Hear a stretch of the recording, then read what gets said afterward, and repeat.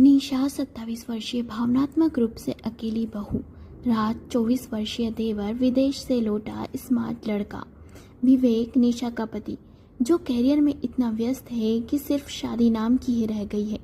कभी कभी रिश्ते दिल से बनते हैं और वही रिश्ते जब समाज के बनाए दायरे से बाहर निकल जाए तो हर धड़कन एक गुनाह बन जाती है। 3 साल बाद जब राज विदेश से लौटा तो दरवाज़ा निशा ने खोला। उसकी सिंपल लाल साड़ी और माथे पर छोटी सी बिंदी। राज कुछ पल के लिए ठहर सा गया। राज मन ही मन बोला, भाभी पहले से कहीं ज़्यादा शांत और सुंदर लग रही हैं। निशा मुस्कुराते हुए बोली, आ गए हीरो साहब। कुछ बातें दोनों के बीच हुई। इस पहली मुलाकात में ही दोनों के बीच एक अनकहा सा आकर्षण था।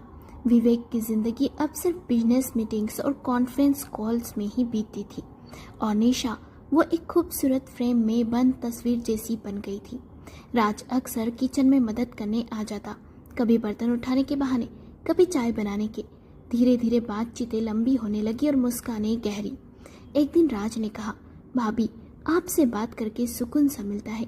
निशा ने नजरें झुकाते हुए कहा, शायद इस घर में तुम ही हो जिसने मुझे इंसान समझा है, नहीं तो विवेक तो मुझे गुड़िया ही समझते हैं और बाकी सब कठपुतली। एक दिन जोरदार बारिश हो रही थी, बिजली चली गई थी। निशा छत पर अकेली खड़ी थी, भीगती हुई, आंखें बंद किए हुए। विवेक 1 महीने से घर में नहीं था, वो बिजनेस के सिलसिले में विदेश गया था।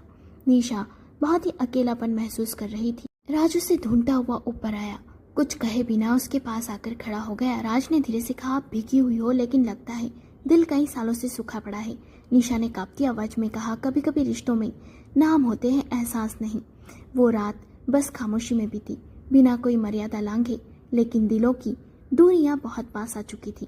अब राज की नजरें उसे खोजने लगी थी और निशा के चेहरे की रौनक लौटने लगी थी। दोनों को एहसास हो चुका था, ये सिर्फ अपनापन नहीं, ये मोहब्बत थी। निशा ने एक दिन पूछा, क्या ये गलत है? राज ने कहा, अगर प्यार पाप है तो शायद हम गुनहगार हैं। एक दिन विवेक ने राज और निशा को एक ही कमरे में बैठे देखा, दूर दूर, लेकिन भावनाओं में गहराई थी। दोनों खुश थे साथ में। ये देख अकेले में विवेक ने निशा से पूछा, क्या मैं तुम्हारे लिए सिर्फ एक नाम था निशा? निशा ने कहा, नाम ही तो था विवेक, रिश्ता तो कब का खत्म हो चुका। विवेक समझ गया वो खो चुका है। कुछ रिश्ते जब तक समझ आते बहुत देर हो चुकी होती है। निशा और राज ने उस घर को छोड़ दिया। नहीं, वो समाज से भागे नहीं, बल्कि उस खालीपन से भागे जिसमें सिर्फ रिश्तों के नाम थे, एहसास नहीं। क्या निशा और राज ने सही किया? कमेंट कर बताएं। और कहानी अच्छी लगी हो तो लाइक करें, शेयर करें और चैनल को सब्सक्राइब करें।